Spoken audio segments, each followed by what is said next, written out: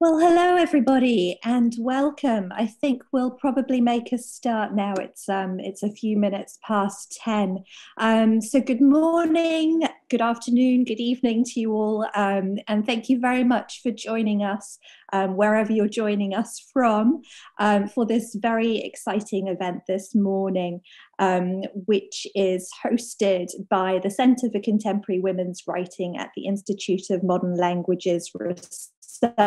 And we are here, of course, for the book launch of Ashwini Kisner Reddy's new book, Migrant Masculinities in Women's Writing in Hospitality, Community and Vulnerability, which was published by Palgrave Macmillan earlier this year. I'm Amelina Darmley, for those of you who don't know me, and I'm going to be chairing today's event. I'm absolutely delighted to have been asked to chair this session. I first met Ashwini, I think in 2007, was it, Ashwini, at a conference that we both attended on Mauritian women's writing in Louvain-la-Neuve. And we've kept in close contact since that time.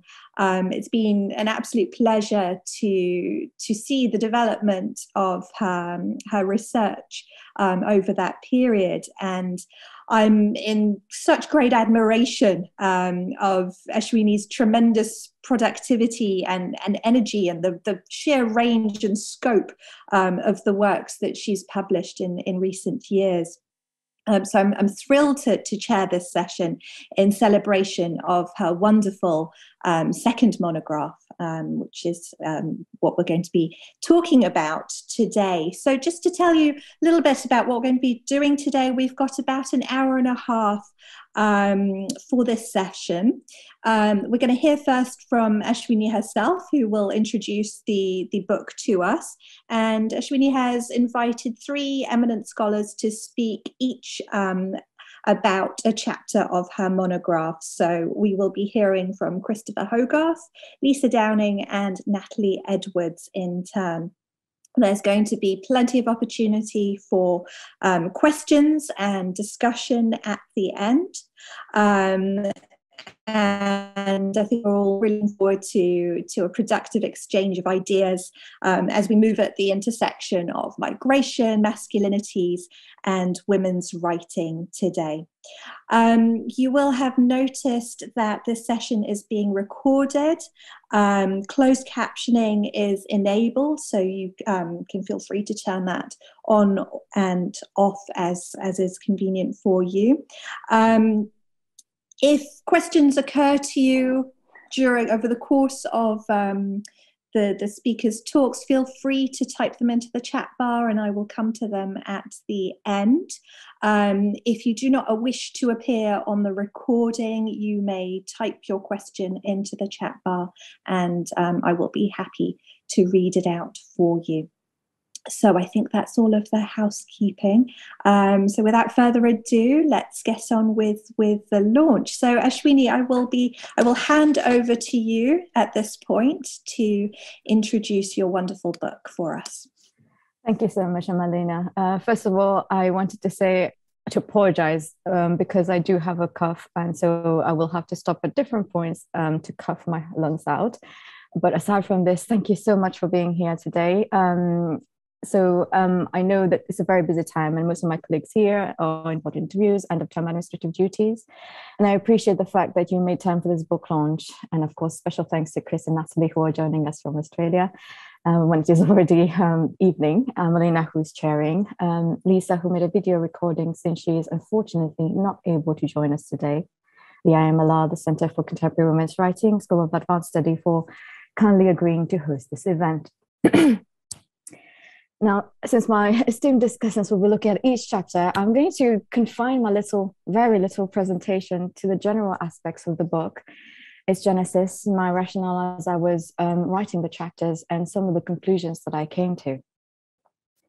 Now, this project began, as Amelina was saying, quite a long time ago, when I was actually finishing my book on Anna Davies' novels. And as an immigrant woman myself, how migration shapes or reshapes, as it were, who we are became an idea that I wanted to explore more. The way in which especially the ways in which immigrant women writers portray men and masculinities became something that interested me as I kept reading and began to focus on the most interesting aspects of works written by women where men had an important role to play. One of the first questions that I was asked as I began fine-tuning my doctoral project from this, which this book is actually based, why men and why women's writing as opposed to men writing about themselves? And one of the perspectives that this book seeks to offer is that of how women can contribute to a conversation about masculinities. After all, if we are discussing masculinities, femininity is always part of the equation. As Michael Kimmel reminds us, these gender dynamics are relational after all.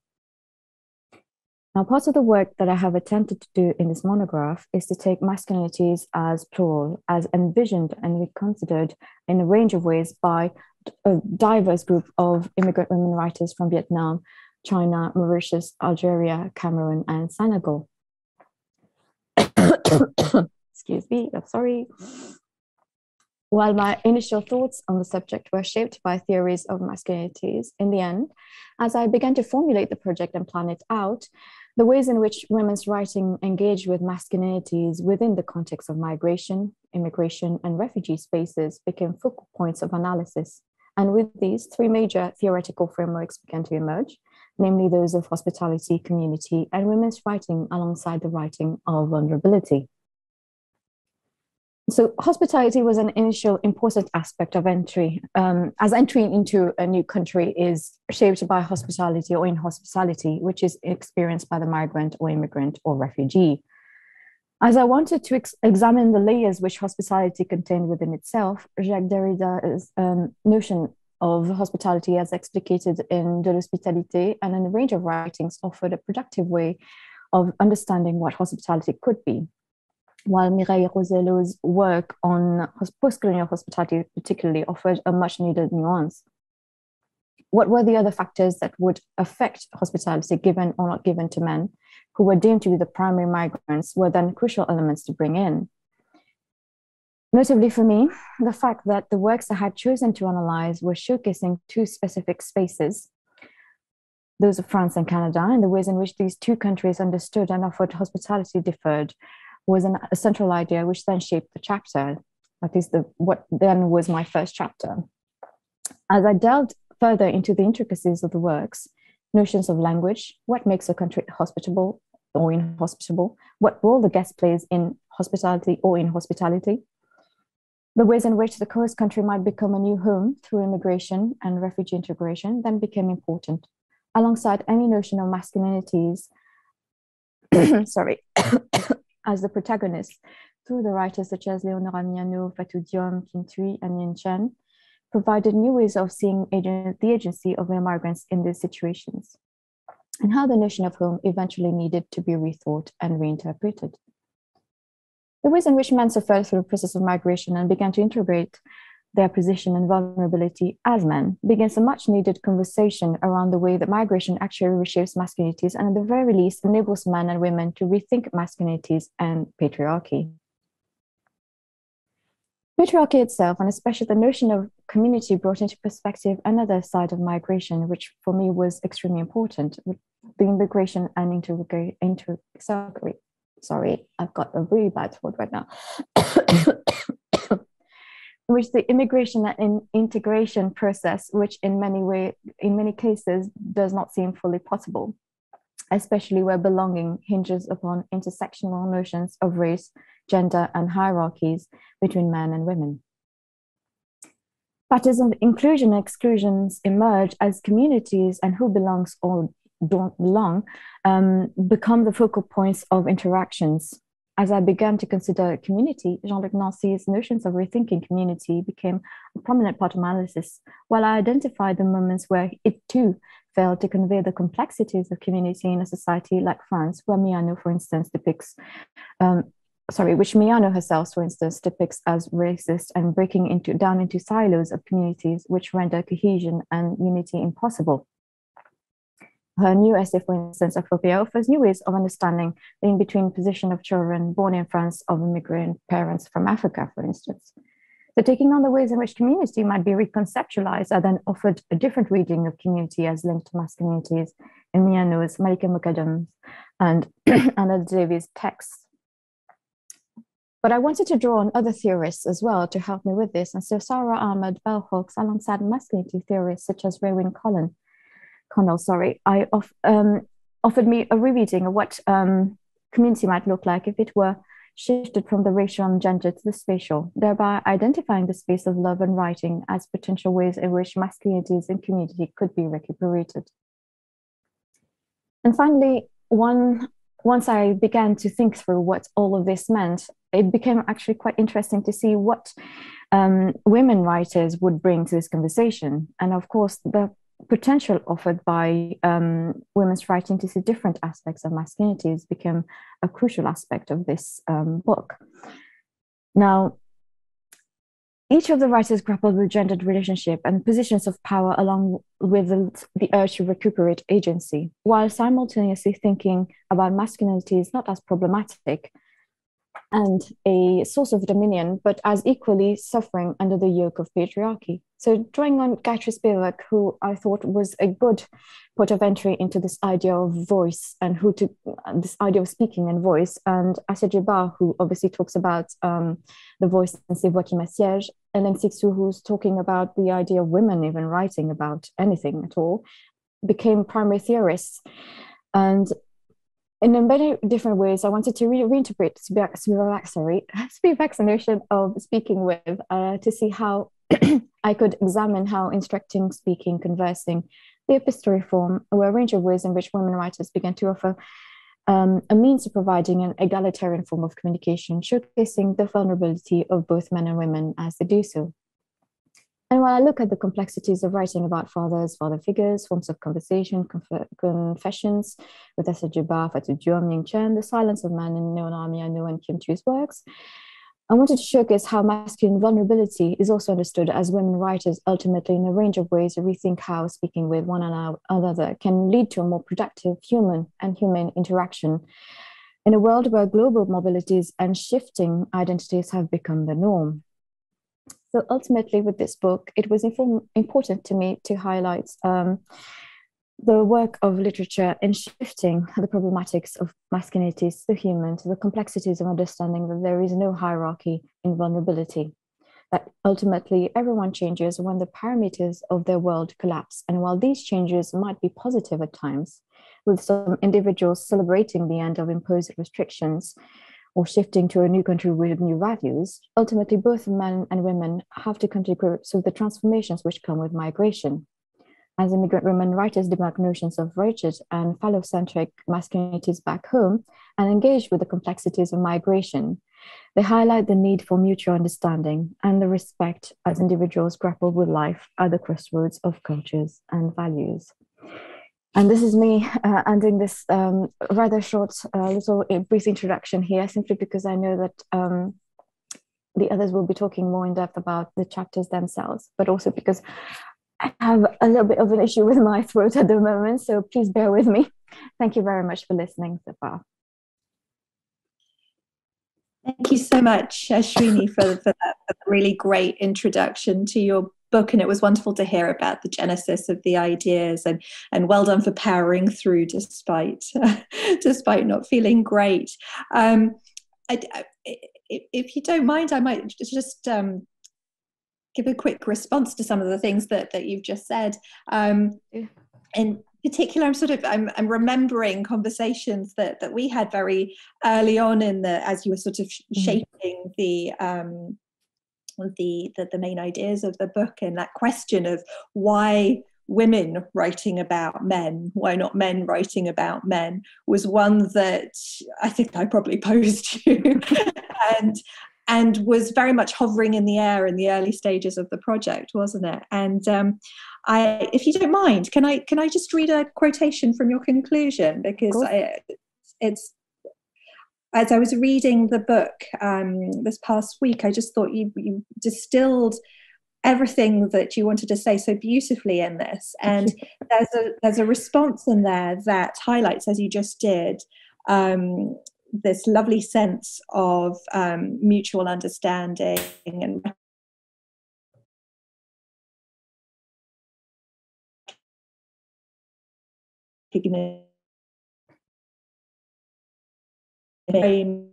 which I found so wonderful. And so I'm just going to read this quotation, if I may. So Ashwini writes, in writing men, writing to men, and at times writing as men, women writers see different angles and perceptions that were heretofore inaccessible to them. This new positioning and conceptualization of masculinities reshaped the literary landscape, where men traditionally wrote about women without the opposite movement occurring. Thus, women writing men enables a decentering of literary subjectivities, as well as a recognition that women too can grasp the many subtleties at play in the world and translate it into their texts. Writing from a new mode of seeing and speaking permits a subversion of accepted notions of masculinities and femininities, leading to a plurality of possibilities for writing as an ungendered space and a home for those who remain homeless in their immigrant condition. And I just love the way that you brought together those different ways of thinking about mutuality, not only in the ways that the women were responding to the men in their texts, but also that idea of the reshaping of a literary landscape, because of course men have always written about women. So why shouldn't women write about men? Anyway, I will move. I hope we can return to that a little bit later on, but I think we should move for now to our first speaker, who is Dr. Christopher Hogarth, who is going to be responding to a chapter of Ashwini's monograph. Christopher Hogarth is Senior Lecturer in Comparative Literature and French at the University of South Australia, Adelaide, where he teaches world literature especially. Originally a specialist in Senegalese literature, his research focuses particularly on the intersections between Anglophone, Francophone, and Italophone African and European literature. He has published and edited several articles and volumes on topics surrounding life writing and migration in Australian, Francophone, and Italian literature in journals such as French Cultural Studies, Contemporary French and Francophone Studies, and L'Esprit Créateur. He is currently at work on an Australian Research Council-funded discovery project entitled Transnational Selves, French Narratives of Migration. Over to you, Chris. Thank you very much, Elena, for that introduction. And I will start by doing what is customary here in Australia by saying I'm speaking from unceded Kaurna land, and I pay my respects to Kaurna elders, past, present, and emerging. I think that in particular is quite apt because I'm talking right now about a chapter on hospitality. And of course, I live in a land which where immigrants imposed themselves upon the native peoples, and so that does give another crease to this whole point of hospitality that Ashwini discusses with such deftness, I think, throughout the work. It's a wonderful work, and it really does incorporate an enormous breadth. And I'm just focusing on one chapter, and I must admit, I'm not entirely sure how these things work. So to an extent, I'll speak from a script, but I may be going ad hoc at times as well. Also, it's nice of you to call me an eminent scholar, Elena. Really, I'm an eminent scholar on maybe one of these writers. The others I'm discovering as I go along, but I haven't read a little bit of some of the others. But I just want to start by saying the breadth of Ashwini's study is really remarkable. As has already been said, it's a really rich, sensitive reading of representations of masculinities by women writers from a widely diverse set of cultural origins. That is what I would congratulate Ashwini on producing, which is something of such great comparative value, as I'm a comparist. She covers so many bases, and she also proves that, once again, comparative literary studies need not necessarily always be between several languages. Although the linguistic variety at play in these ostensibly francophone texts should also be noted. It's a great achievement in that respect, Ashwini. In this chapter, what we see is a marked difference in hospitality, represented in works that portray France, in Léonore Amiano and Fatou Diom, and Canada, in Ying Chen and Kim Thuy. So here alone, we have an example of a cosmopolitan breadth of Ashwini's work. I don't know many other works that have really done that. Maybe she does, but countries in Europe and North America are compared through the lens of expatriate writers from Cameroon, Senegal, China, and Vietnam. And obviously there are others within the book. I also find the theoretical framework, which is adhered to very tightly throughout, draws from many, many different strands.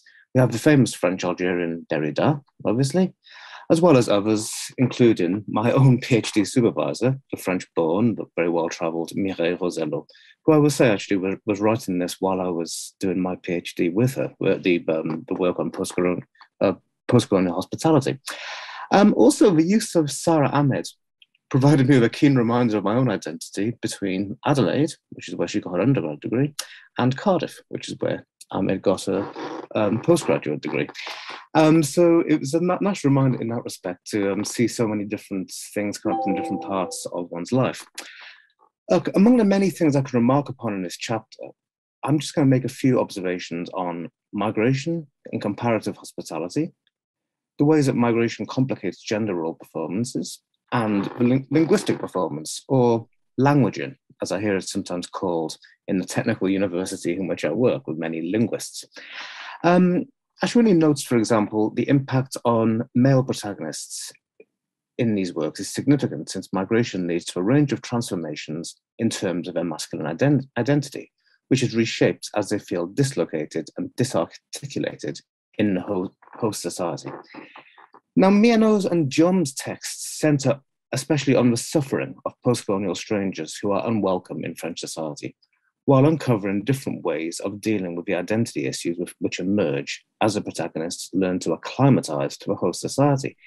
It must be said, and anyone who's read Miano and Jom would know this, these aren't especially happy situations. These are quite sometimes depressing novels, as can be expected. But as Ashwini teases out, the tactics and strategies that they use to acclimatize lead to unusual productive situations, be it Miano's Amok's eventual acceptance of his alternative sexual orientation, or the character Madike's, in Jom, surprise decision to stay in France due to his sister's sponsorship, a very unusual situation. Both find out through the act of or proximity to migration that, to quote one of my favorite lines by a migrant character in British writer Hanif Qureshi's My Son the Fanatic, there are many ways of being a man. And this involves the understanding of the vulnerability of being male. After all, traditional male roles still pervade in migration. Pressure on males to provide financially is clear in all the texts that Ashwini is looking at, but most especially in the case of the character Long in Thuy's text V, where this character is placed as the head of a family at age 19, even though his mother would be best placed to be a provider. Yet she cannot do this due to the Confucian traditions in which they live, even as migrants. The pressure is felt from Confucianism in a different way in Ying Chen's work, where the central character's reliance on Confucian structure and duties lead him to feel disoriented in ostensibly free and liberal Canada. So this underscoring of extant values from origin societies, Ashwini suggests, is abetted by the seemingly benevolent Canadian Multiculturalism Act, something that creates a situation vastly different to that endured by migrants who feel coerced to behave in a uniform manner in accordance with secular Republican values in France. So Jom's male characters, for example, largely fail under pressure. But there are stories of disruption in male roles, obviously, and both Long and Madike change their minds and embrace different ideas of masculinity over time in the host country, thereby enabling their sisters to do so too. Sally, Jom's protagonist, is able to carry on her isolated life in France without her brother being there to disrupt things. And especially in Miano, Ashwini reminds us that the revering of the female figure is currently undergoing some radical revisions. What struck me in particular in Ashwini's discussion of Miano was the description of the need for migrant bonhomie, welcoming of migrants by communities of their migrant peers in the host country, and its increasing absence, akin to the interruption of myth from Nancy that she mentioned earlier. This made me think of an area in which I study, which has in fact probably been created largely by this deteriorating intra-migrant entraide. For example, migrants from Francophone Africa have felt rejected by their peers in France and have turned to other countries, particularly Italy, to make their way, and then written about this. This has become a cottage literature on which I am now writing. This is a literature born of rejection of migrants by migrants in France.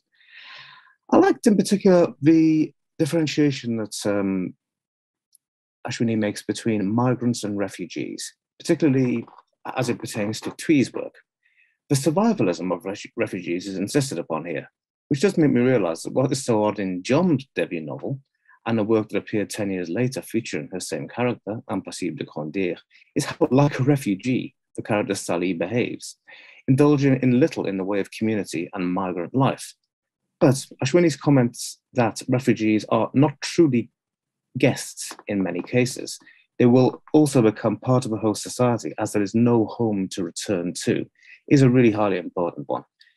As Ashwini outlines via other studies, most migrants actually go home, most typically within 5 years of migrating. Refugees are in very different situations, ones that I see here in Australia, and which remind me of the situation faced by Somali diasporas that I study elsewhere in, for example, the UK and Italy. I liked in particular this note on the men who stay behind. It's something I've never really thought of before. I've seen plenty of works, particularly about Fatou Diom, that has focused on the women who are forced to stay behind by their migrant partners or sons, and who play such an important role in the shaping of migrant identity. The addition of the role of men staying behind is quite novel and valuable as we begin to understand the complicated mosaic that contributes to packaging migrants and then, of course, migrant literature. The last point I wanted to look at was this linguistic capability issue that Ashwini brings up on many occasions. Is interested in a focus in particular on Ying Chen and her characters. The absolute adoption of French by this Chinese author in Quebec completely differs her from Miano and Diom and their characters. Miano's Amok is in a situation reminiscent of that of several Cameroonians that I know, among them my former Northwestern classmates and now successful author academic Nathalie Etoke. That is, a Francophone African who does not speak an African language. This situation leads to subjects standing out as overprivileged in the home society, yet benefiting from no preferential treatment as migrants in the host country of France, in spite of Amok's attempt to recast as Daniel Laurent. Chen's character, Yuan's refusal or inability to adopt French, as Ashwini argues, is indicative of the complications faced by migrants, even in an ostensibly very hospitable society. And the discussion of migrant over-reliance on inflated nostalgia is something I see a lot in both the lives and written works today. It also reflects a real challenge for Chinese immigrants who can rely on pre-established linguistic communities in their host society and avoid learning host languages, which in turn can, as Ashwini says, lead them to appear as unwilling guests. It's remarkable that Chen uses no Chinese in her work, refusing the translingualism that scholars like Natalie Edwards have noted in many French texts by writers of other linguistic origins. However, one notes that Diom also uses little African text in her first novel, even though her brother is supposed to be largely ignorant of French until the end of the text. This is something that has evolved over Diom's oeuvre as she become more successful, as Serre and Wolof are included more. And of course, Chen adopts yet another intriguing linguistic position as a translator of her own work into Chinese and English. So she kind of hosts her own work within her own language. There are plenty of other examples of this linguistic competence issue in other works by Diom.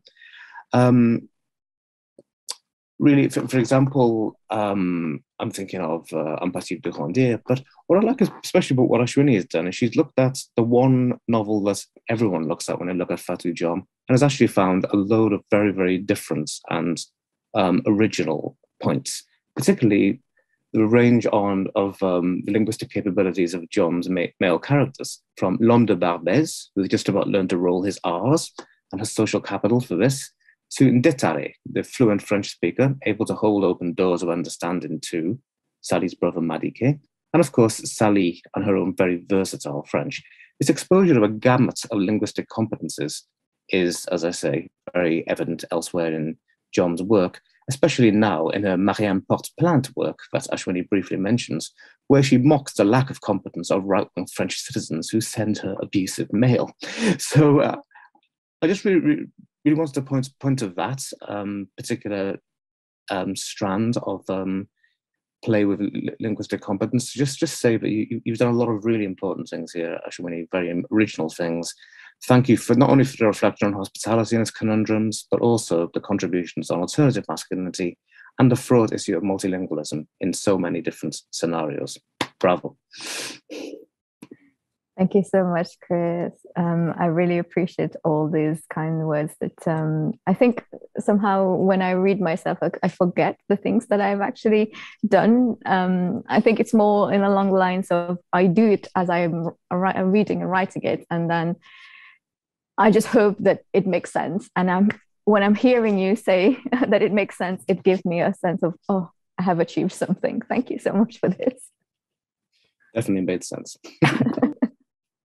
Thank you, Chris, for your talk and for drawing our attention to so many of the wonderfully original things that Ashwini does in the book, and this differentiation between migrants and refugees, which I know is something that she's also bringing into her future work, which perhaps we'll have an opportunity to talk about a bit later. I'm being told my connection's unstable, so I hope that people can hear me. I was also really struck by what you were saying, Chris, about the men who stay behind. And early on in Ashwini's book, she talks about how historically men have migrated first, and it's so interesting to see in the corpus that she's looking at how those kinds of patterns are changing and what the implications are in terms of masculinities for that. So thank you very much.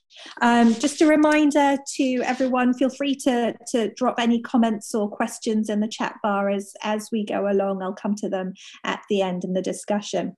So our next speaker is Professor Lisa Downing, who, as Ashwini mentioned, is unfortunately unable to be with us in virtual person, as it were, today, but who has very kindly sent us a recording, which I will play for you in a moment. Lisa Downing is Professor of French Discourses of Sexuality at the University of Birmingham. She is a specialist in interdisciplinary sexuality studies, critical theory, and the history of cultural concepts, focusing especially on questions of exceptionality, difficulty, and abnormality. Her most recent books are After Foucault, which she edited and which was published with Cambridge University Press in 2018, and the authored book Selfish Women, which appeared with Routledge in 2020. And Lisa currently holds a Leverhulme Fellowship to write her next monograph, which is Against Affect. So I'm going to share my screen with you now so that we can listen to what Lisa has to say as she responds to Ashwini's chapter on community.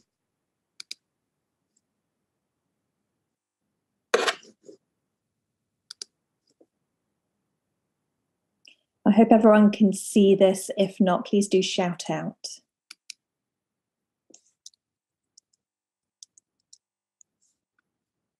Hello. So I would like to start by congratulating Ashwini on an absolutely incredible achievement with this wonderful book.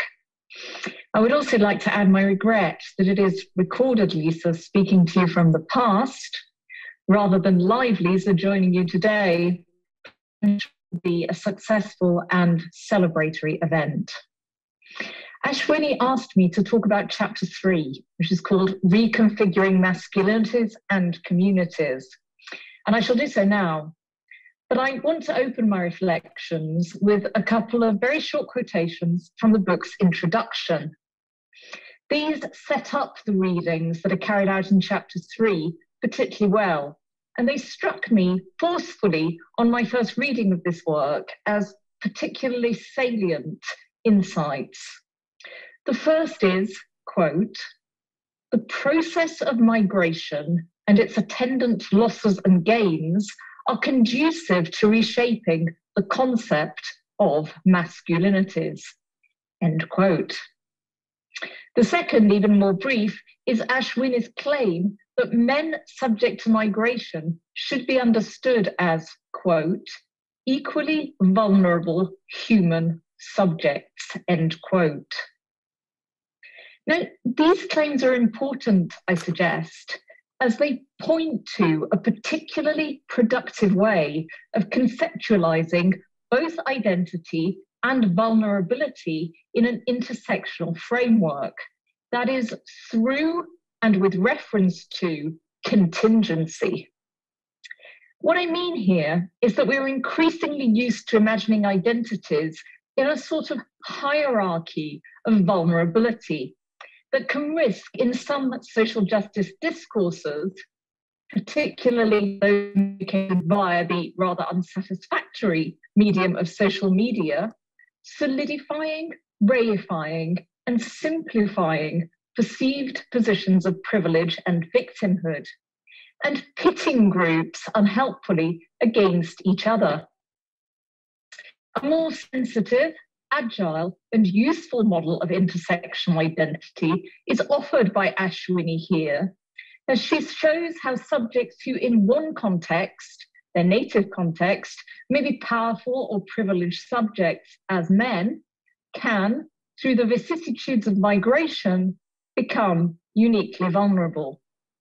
This is a deeply humanizing perspective, and it is one that I feel should have greater reach beyond the pages of Ashwini's fine book.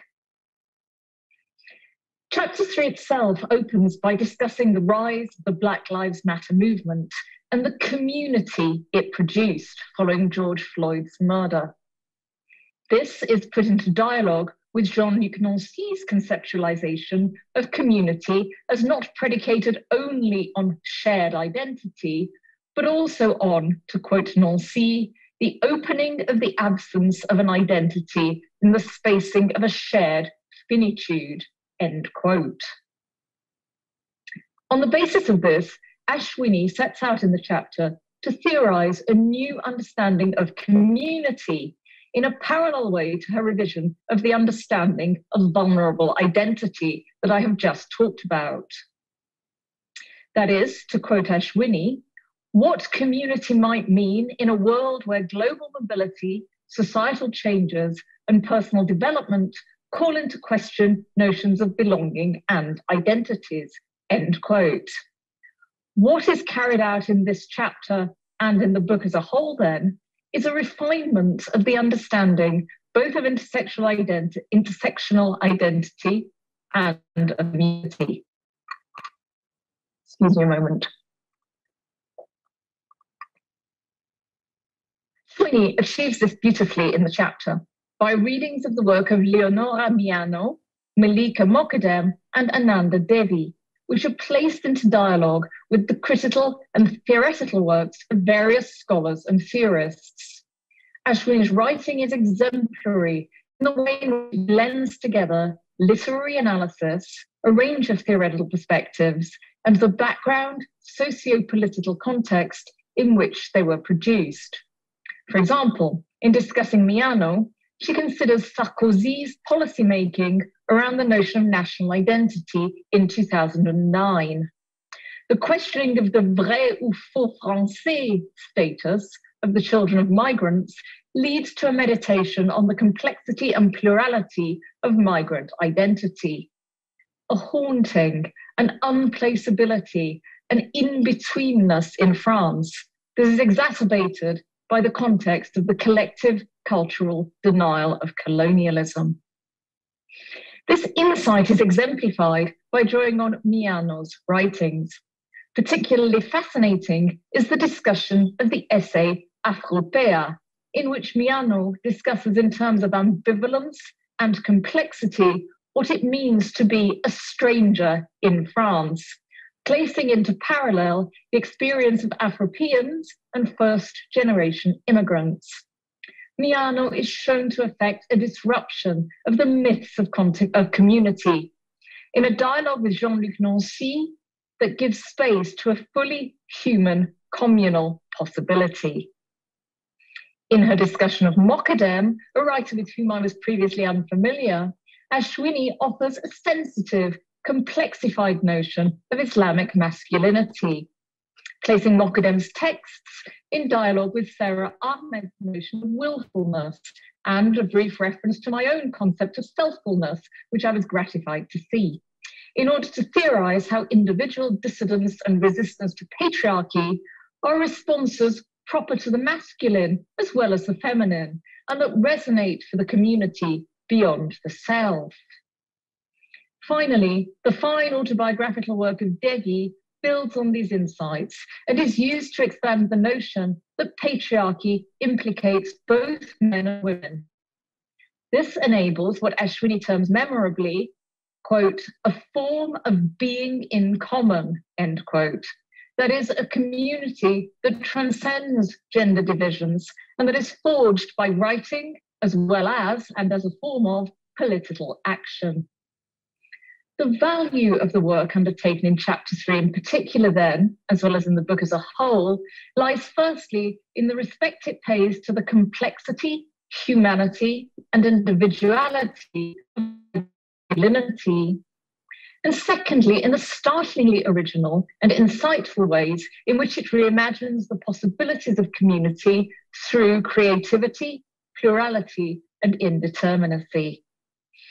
I will stop talking here, and I will end by once again congratulating the author and thanking her for the opportunity to engage with her work.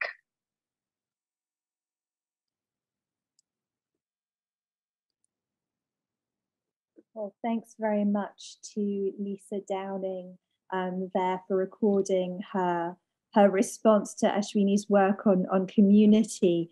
And I think really just to highlight a couple of things that Lisa said, you know, really that kind of that sense of the humanizing perspective that Ashwini's book brings to the fore, and the way that it departs from or aims to move beyond the kind of the hierarchy of vulnerabilities that Lisa was talking about, I think is also something that I was really impressed by, as well as the way that, and Chris talked about this as well, I mean, Ashwini is working across different geographical locations, a range of theorists, but her work is also very informed by policy making and contextual factors, and you know, the clarity with which she brings these into dialogue is really impressive. So thanks again to Lisa. We'll move on now to our final speaker, Professor Natalie Edwards. Natalie Edwards is Professor of French and Deputy Dean for Research in the Faculty of Arts at the University of Adelaide. She specialises in contemporary literature in French, especially women's writing, multilingual writing, and transnational writing. Her most recent book is Multilingual Life Writing by French and Francophone Women, Translingual Selves, which was published with Routledge in 2020. She is currently working with Chris Hogarth on a project funded by the Australian Research Council on French migrant writing to Australia. So Natalie, I will hand over to you at this point. Lovely, thank you, Elena. Good evening, everyone, or good morning to those of you back in the UK. So I'm speaking to you from Adelaide in South Australia. It's getting on for 9:30 at night here. And just like Chris did, I'd like to recognise that I'm speaking to you from Kaurna land, this unceded land of the Kaurna people. I'd like to pay my respects to the Kaurna peoples, and especially to the Kaurna elders, past, present, and emerging. It's always such a pleasure to see new books published in our field. I'm passionate about women's writing, about feminist and gender theory. I'm delighted to see so many new scholars and early career scholars from across the career spectrum engaging in these fields. And of course, the place that brings so many of these conversations together is the IMLR. and the Centre for Contemporary Women's Writing. I'm a big advocate of the centre, no matter where I am in the world. And I do want to give a special shout out to the directors, Jill Rye as was, Shirley Jordan, Godella, and of course, Kathy Collins, who is the woman behind many of these events. So thank you, Kathy.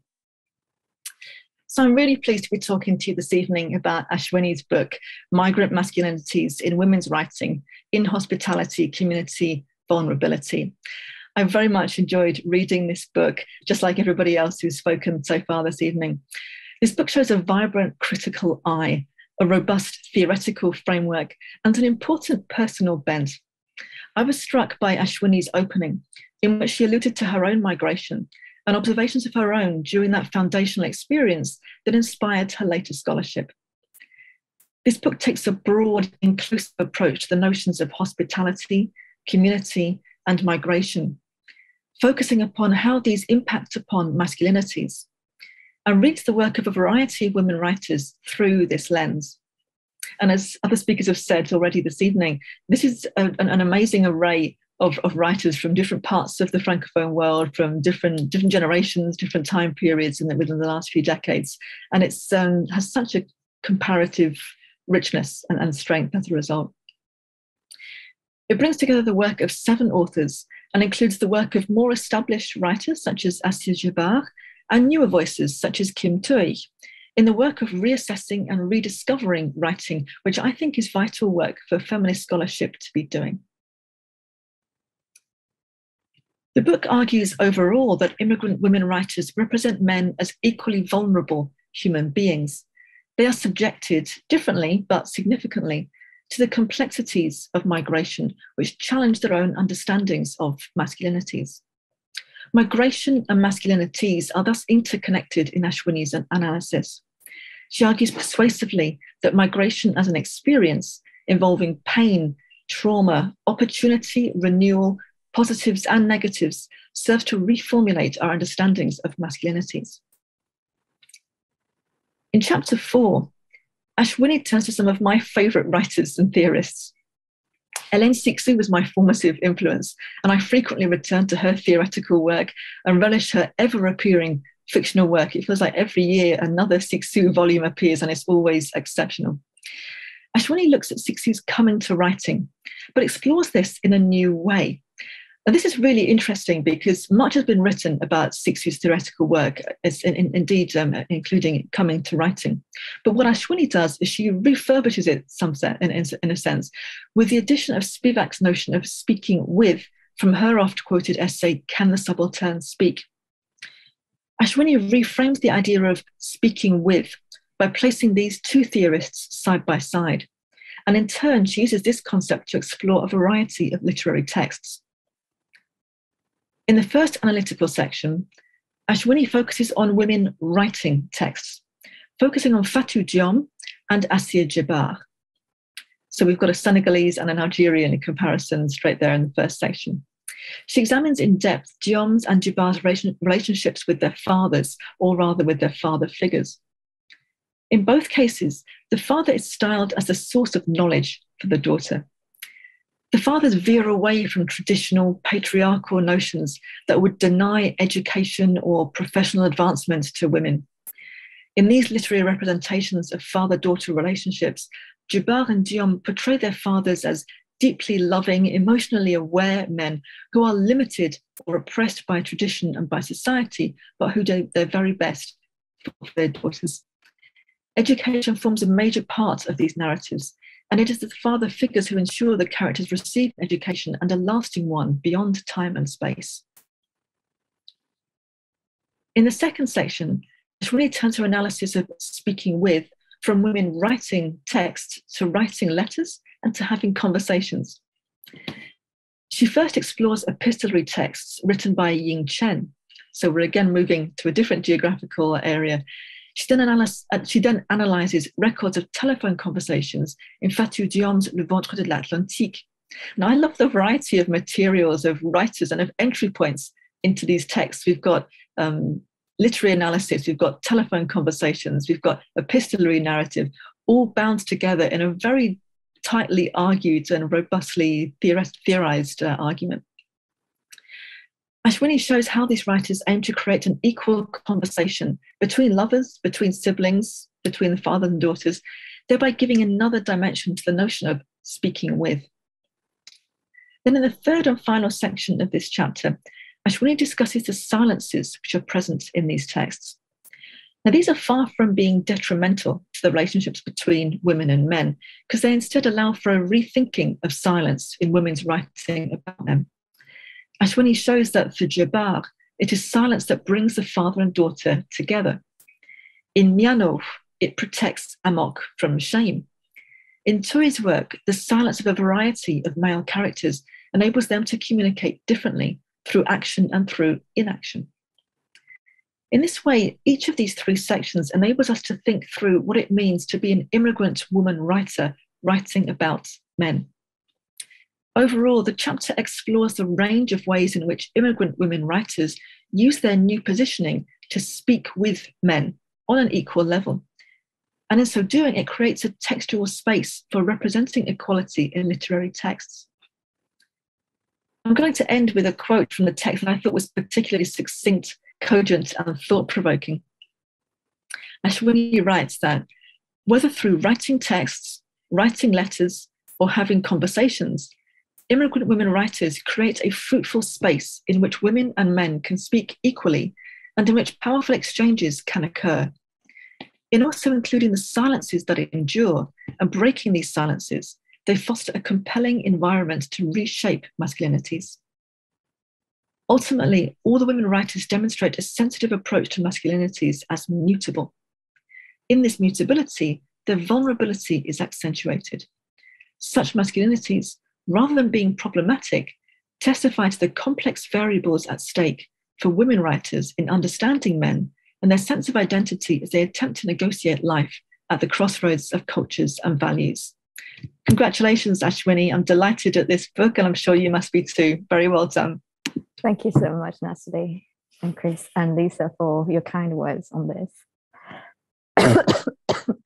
Thank you, Natalie, for that wonderful response to Ashwini's chapter on writing and the many questions about communication and silence and this notion of speaking with that she brings to the fore so beautifully. Ashwini, I'd like to invite you to respond to any of the comments made by our speakers, if there's anything in particular you'd like to draw attention to or to discuss further, or indeed even ask a question about. Thank you, Emelina. To be honest, I think at this point, rather than actually sort of questioning or interrogating, I just wanted to thank each one of them for the kind words that they have actually said about each one of the chapters that they had to read.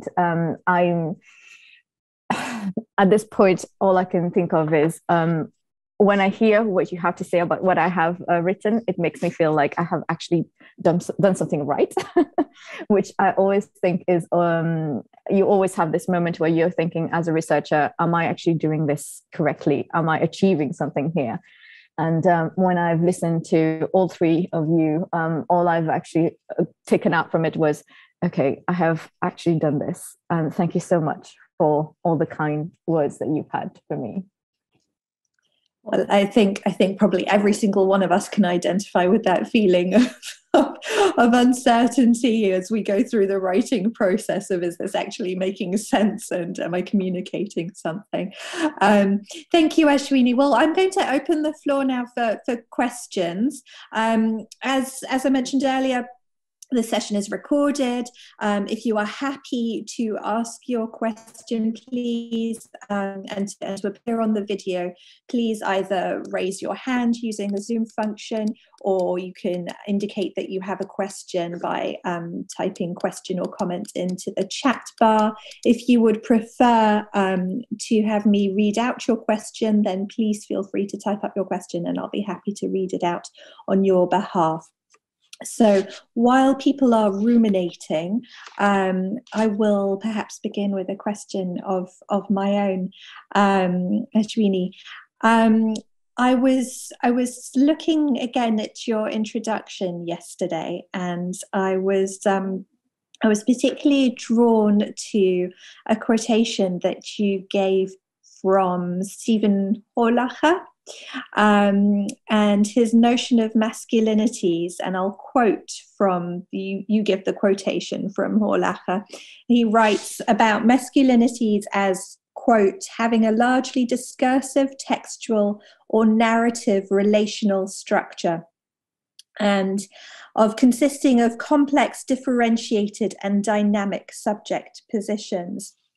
And I was really drawn to this idea of the narrative structure of masculinities that was being proposed here. And I wondered if you could just tell us a little bit more about that notion in Horlacher's work, but also how you draw upon this idea of masculinities as he talks about it as narrative and performative. And of course, we're all very familiar with notions of performative gender, but I thought this idea of narrative gender or narrative masculinities was particularly interesting, of course, for a scholar who is working on literary narrative texts. So I'd just like to begin by asking you a little bit more about this, and how in particular the study of literary works and your analysis of literary works contributes to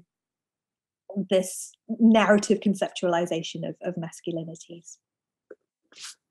Thank you, Evelina. So this idea came from his paper on textual masculinities, which came out in Men and Masculinities a couple of years ago. And for Horlacher, the notion of narrative masculinities goes hand in hand with performative masculinities, in the sense that we are told how masculinities should be. And so there's a narrative discourse and there's a structured way in which masculinities are supposed to be formed. And so he says that this should be changed from the outset, and that everybody should have their own narrative of what masculinities is. And for me, what was interesting from this perspective is, and I applied this more to Kim Thuy-V, where Long changes this narrative of masculinities from because you are the firstborn, you have to do this, you have to do that, you have to take on these additional responsibilities, and this is how you need to treat women. And I think it also comes from the fact that he's a teenager, and he can actually, at this point, decide to either undermine what narrative he's been sort of saddled with, or reshape it in his own way. And I think, at least I try to argue in this perspective, that he changes this narrative for himself, in the sense that he takes on board what Confucian masculinities do mean, but also reshapes it to make it his own. And I also say that not only him, but his brothers also do that at different points during the text as well, because they, instead of thinking of women as secondary, as not having subjectivity or agency, they kind of bring them more to the fore. They also, Long and his brothers, allow V to actually make her own choices. And when she does make a choice that counters her mother's idea of what a woman should behave as, they then turn around and succinctly say, it's okay, you can do that. But they don't do it naturally outright, they do it through a letter. But even through this letter, it allows us to think about what they are doing to this idea of Confucian masculinity, which would have just simply said, you have done something wrong, therefore you must be punished, which is what their mother does in the text.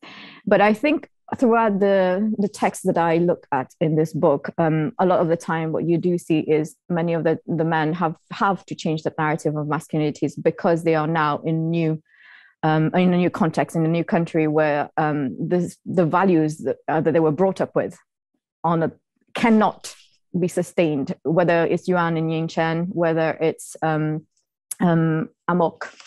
in Miyano. In fact, most of the men who I've looked at in this book have reshaped that narrative of masculinities that was passed on to them from the communities. And that is actually why I included Horlacher's notion of textual masculinity from the beginning, because in many ways that's what each one of them is doing, changing the narrative. I hope that was the question's answer. Yeah, that was wonderful. That was wonderful. Thank you so much for your very detailed response. I wonder if I can take that a little bit further and sort of link it to some of the other things that the speakers have raised as well. And I think, you know, we've all sort of talked about how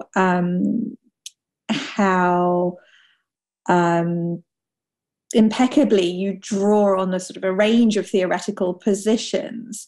You know, you're drawing on Derrida and Levinas on hospitality, Nancy on community. And I'm wondering how putting these thinkers in dialogue with your chosen corpus might help to address any gaps or insufficiencies in their own writing with regard to questions of, you know, those narratives of masculinities that you were just talking about. So, you know, Derrida, Levinas, when Derrida's writing about hospitality, he's not writing specifically about masculinity. Neither is Nancy in his writing about community. So do you, was it an intention of your book, or would you like to talk to us a little bit more about how your book helps us to address some of, I don't know, any sort of gaps or insufficiencies with regard to race and gender that you see in the theoretical works that you're drawing on, in particular by sort of quite heavyweight thinkers like Derrida and Nancy? Thank you for this question. Well, I tried to, in the introduction, sort of say, okay, I can't talk about hospitality without talking about Derrida and Levinas, because they are such stalwarts in this framework, and it's the same for Nancy and community. But at the same time, I did sort of note the gaps in their thinking, where Nancy, for instance, doesn't even talk about race, doesn't talk about gender, because at the end of the day, he's saying, if you and I are different from the get-go, then why do we even need to think about all of these? And Derrida, I think what is most interesting is that he almost has this neutral position where there's just master and guest. We don't have a gendered perspective or a racial perspective there. And which is why I felt the need to bring in other theoretical perspectives as I went along as well, which is where Sara Ahmed comes in, Bell Hooks comes in. But I also wanted to sort of say that a lot of the women writers that I'm looking at, in many ways, are also theorizing in different ways their own notions of hospitality, or how actually literature can bring in a theoretical perspective as well. I mean, Leonor Amiano literally wrote Afropéa, but at the same time, I could say that she's not necessarily talking about a gendered perspective in Afropéa either. She's just talking about this idea of a new category that needs to be thought of. But, you know, I think the issue that I had when I was looking at the big names was finding, yes, they have the appropriate theoretical framework, but I can't have them on their own, because there are so many problems with having just Derrida there. Because what about race? What about masculinities? What about gender? He comes in with the linguistic aspect without any problem, but then how do I add the racial aspect? And so it had to be that I bring in other voices. Otherwise, it was never going to be cohesive as much as, I mean, everyone has noted how the range and breadth of theoretical frameworks. And that was the reason I had to bring in the other voices, because there was no way this chapter would have, or these chapters would have held on their own just through Derrida without me bringing in the intersectional aspects that was missing. And I think it's the same with community. And, you know, I do talk about Glissant in the beginning with Celia Britton and this idea of community as well. And then I go back and think about race that needed to be brought in, the idea of Islamic masculinities and gender that needed to come in with Sara Ahmed. And then, you know, intertextuality, which is a bit completely different, but the sort of vulnerability as well, Butler in the chapter with community. So I don't think that any of these would have sort of been enough, if that made sense. And that is why I had so many theoretical perspectives. Thank you, Ashwini. Thank you so much. We have a question in the chat bar from Miriam Gordon, who writes, "Thank you, Ashwini, and all three speakers on your comments on this intriguing book. My question is, did you encounter any limitations in the way that female writers depict migrant masculinities? That is to say, are the aspects of masculine identities that women writers, being women, will not be able to access and therefore not able to depict?" Thank you for this question. I think it's a similar question that you would have when it's the other way around, when men are talking about women, where limitations are both ways, right? Because I, as a woman, will not know everything about a man, and men as men will not know everything about women. But I do think that a conversation needed to be begun, at least, about how women too can talk about men, but not necessarily saying they can access absolutely everything about masculinities or men being women. I do think that both sides need to think about the limitations of their position. And I don't think any of these writers are saying, I know everything about men or masculinities. What they are saying, though, is, I want to contribute to this conversation, and there are things that I can see about masculinities that other people have not necessarily seen, and this is my contribution. I am not saying that I know everything there is to know about men or masculinities. I'm just saying, think about this.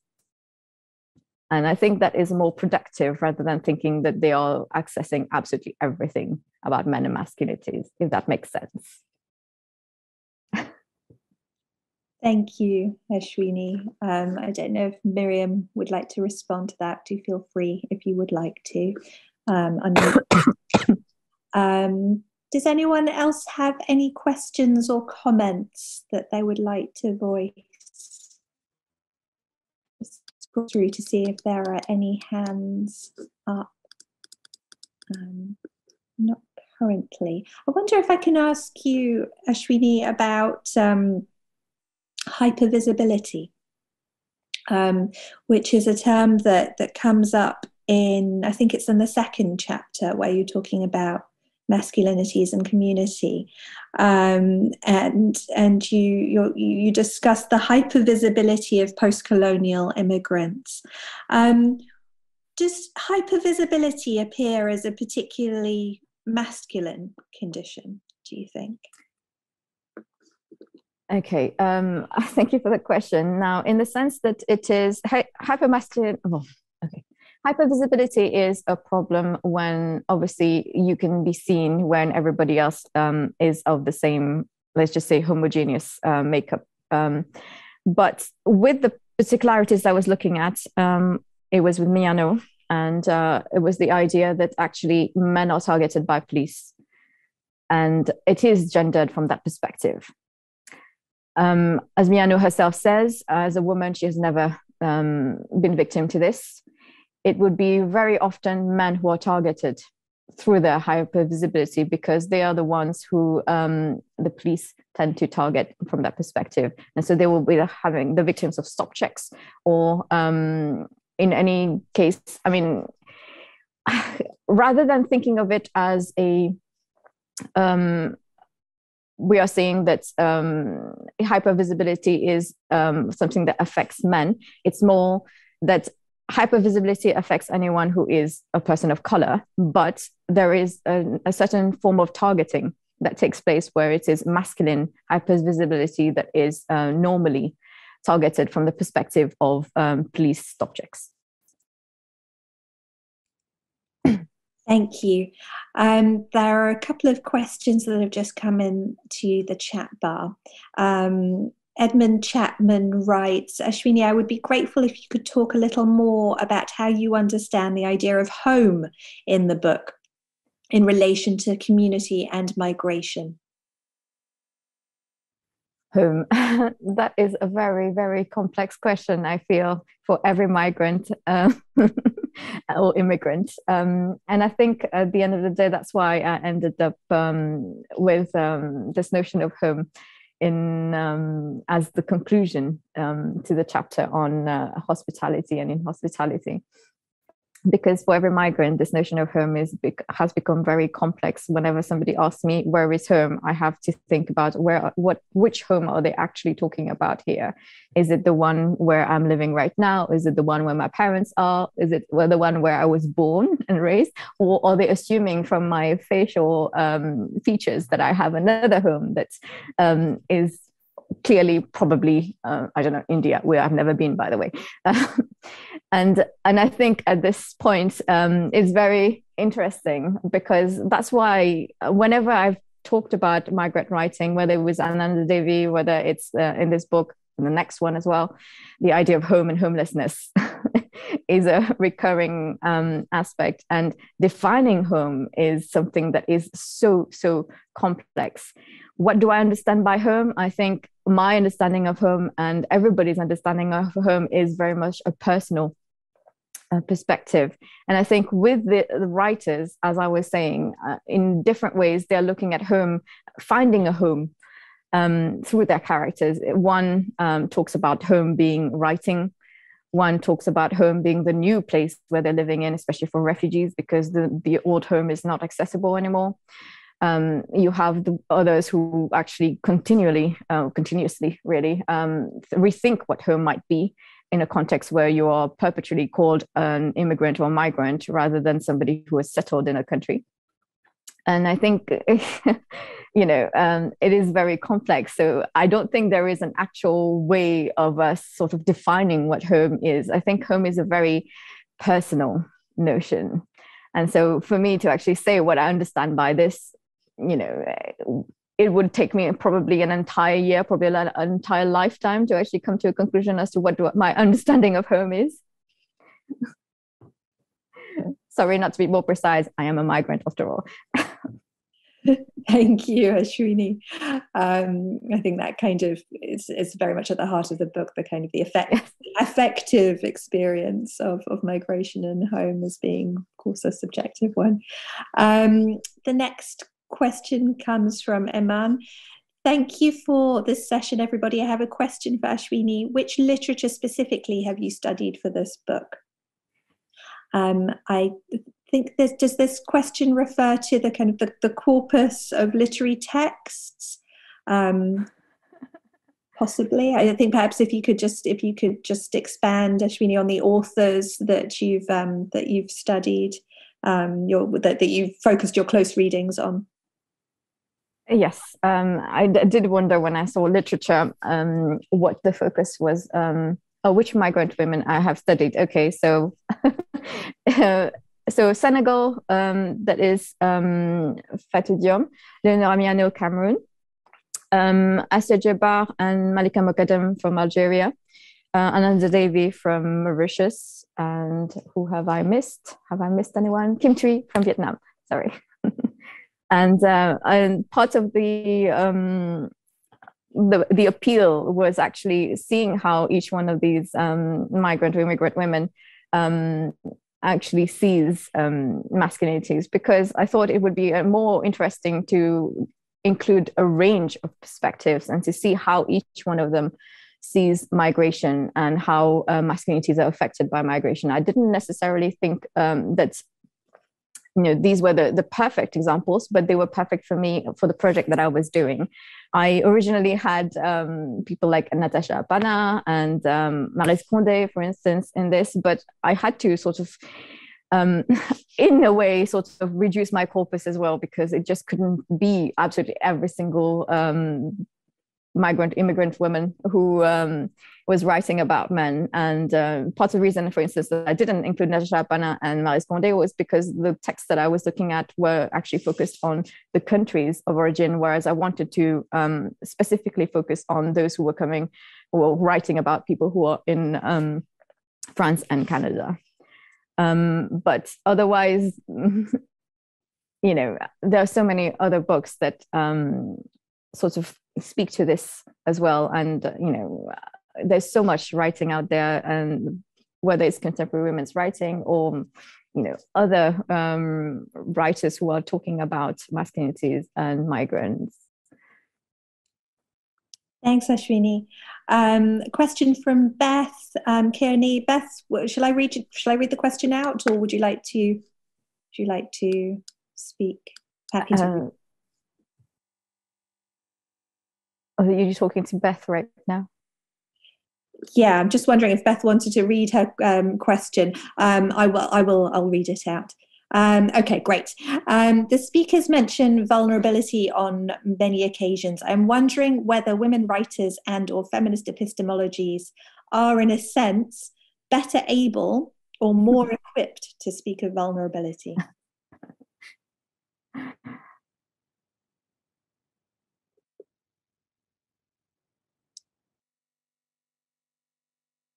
Okay. This is an interesting question, because I do feel that we are sort of in looking at it from a perspective where we're looking at hierarchies again. Is a woman more able than a man to do these things because she's a woman? And I think that's what I'm trying to sort of move away from, this idea of dichotomies and hierarchies where one is more able than the other to talk about something specific. I do think though that migrant women writers do bring in a different perspective for sure. But I wouldn't say that it's necessarily because they're women. It might be to a certain extent because of the fact that they have had certain experiences which enable them to be positioned sort of insider, outsider, where they can have access to a different sort of form of understanding of vulnerability. But I mean, I'm very open to reading books about men who are talking about vulnerability, and I don't think that is necessarily the purview or the remit of women. But it is true that from the perspective of what I was writing in this book, most of the women writers that I was encountering were the ones who were talking about it more. Maybe it's just the beginning of a conversation rather than something that is just, I don't know, the remit of women. Thank you, Ashwini. Adalgisa, would you like to unmute yourself and ask your question? Hi, thank you very much, Melina. Probably it's not a good idea for me to do this in vocally, because I have builders in the flat and they've just arrived by the door behind which I am. But there are two women builders, and I'm proud to say that, from Thailand. So it's an interesting setup. I thought I would say that. I wanted to say it in person because I'm not really sure how this question will actually pan out, because I wasn't clear whether it was just reflections or really a question. I am an Italianist, and so I'm very, very interested in all these the themes and problematics that have been raised by Ashwini, which is, I have not read your book, but I'm planning to get it and to read it because it will be very useful for my own work. And there have been, from what I've heard, many suggestions that confirm also some of my own reflections on some contemporary Italian literature and even literature from the past that I happen to read, although it's not my field. But if I may just bring a quick example of a setup which is not necessarily a setup of migrancy, and it's something that probably everybody has heard about, is the work of Elena Ferrante, My Brilliant Friend quadrilogy, which is, as we know, about two women in a deeply patriarchal society, and men are there, are very conspicuous, but very little attention has been paid to them. And I have, pointed this out, and it is very interesting that, in my opinion, they do come up as being extremely affected by the setup of Neapolitan life, culture, and the fact that Naples can be seen as a colonial setup within Italy, historically, politically, economically, etc. So let's say what I'm interested in is the issue of change. And my question perhaps is, do a migrant, an environmental migration become kind of, does it foster an openness by men who arrive in these countries to change their views maybe about women, traditions, how they see their own, their own selves in relation to women, which is something that I don't see in Ferrante's work. We get to the end of that book, and men seem to have stayed where they were, except for maybe one particular character. So is there a vision of change offered by these writers in terms of, let's say, patriarchy, where it seems that still nowadays we have the situation of women subordination of or women not having the same rights as men, or at least being still subjected to sexual harassment or sexual, we know all the situation, sexual violence, etc., etc. Thank you. Thank you very much, Adalgisa. I would say, in relation to your question about change, yes, in fact, I would say probably all of them depict a change in the man who are the main protagonists. Whether that change is a positive one is sometimes debatable. For instance, Ning Chen's Yuan experiences a total collapse towards the end, wherein, because he wanted to sort of think about how he can be Confucian man and sort of survive in Canada and Quebec specifically. I'm thinking about Long in V, and the fact that, and I mentioned this earlier on about the idea of changing their narrative of masculinities. And so in many ways, he adapts and changes until the end. Malika Mokadem's father changes and asks for her forgiveness at the end. Possibly the difference, I suppose, with Esther Djerba is that because she's writing this book after the father's passing, there is no change because he's obviously already passed away. But I would say, across board, most of the women writers that I've examined in this book have actually demonstrated some kind of change for the men and masculinities. And in many ways, even though sometimes when even when the protagonists are women, men have always been, Malika Moghadam literally calls the book Mes hommes, my men.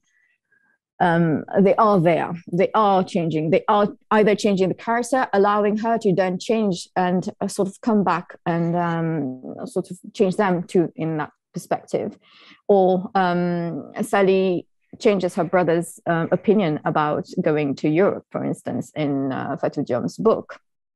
I think there is this dimension where in these texts specifically, there is a change across board for the masculinities. I haven't engaged much with Elena Ferrante's works, but it's quite interesting to see that the men actually do not change. But it might be that their focus is different as well on the books. Thank you very much. It could be also that she's talking about reality that started in the post-war period. Yeah. So there's some kind of realism there, but it does come, the books do come up to almost today, like the 2010. So I would have liked to see in that book something more forward-looking. Yes. But of course, I didn't expect you to have engaged with Elena Ferrante. Thank you very much. Thank you. Thank you, Adalgisa, for your question, Ashwini, for your response. We perhaps have time for one more question. Filomena, would you like to ask your question?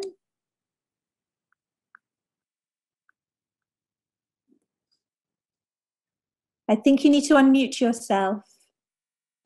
Sorry, most used phrase throughout this year. So my concern was if Ashwini has an opinion on this. I have this notion that from the Portuguese experience of migration in the 20th century, men migrated alone, and usually the objective was to make some money and come back and do well in their native community. But sometimes they brought in their wives and families, so there was a great migration of whole families, but like 10 years after. I have the opinion, although I'm not an expert, my experience is that the Italian migrations to the New World, to Latin America and America, North America, would be a whole family movement. And I also have this idea that that is particularly strange to me, that we could see early in the 20th century Irish women migrating alone. So do these different patterns of migration, which I can identify but I have not dealt with, affect or change the patterns of self-identification? What do you think? It's a very interesting question. Thank you, Philomena. I think, I mean, some of the migrant masculinities theoretical frameworks that I looked at sort of posited that change would happen depending on who migrated first and whether whole families migrated, whether the children were also at a certain age when migration occurred. For instance, if men migrated first, then followed by the women, then there would be a sort of gradual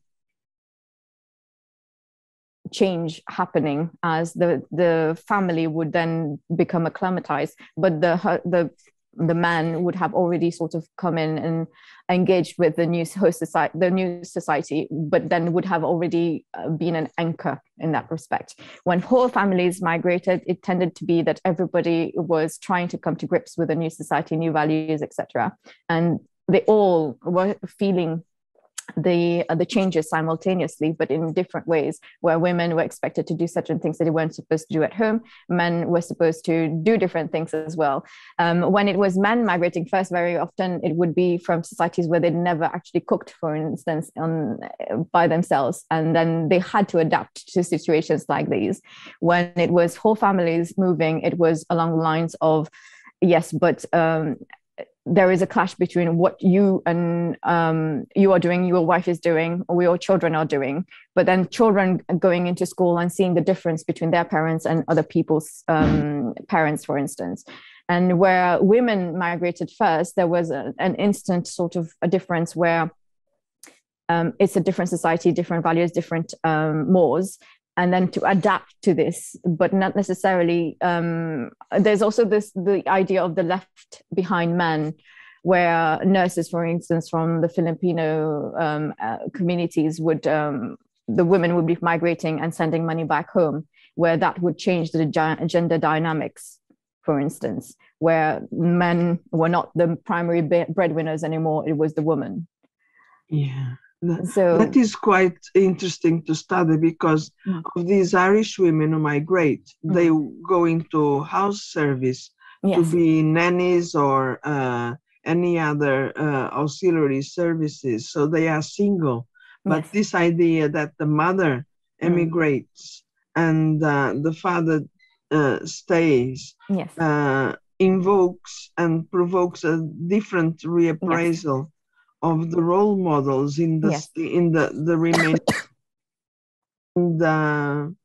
So the husband at home, without the great ideological change that I want to be a different kind of male. It's just the economical situation that changed. How do these men adapt to this?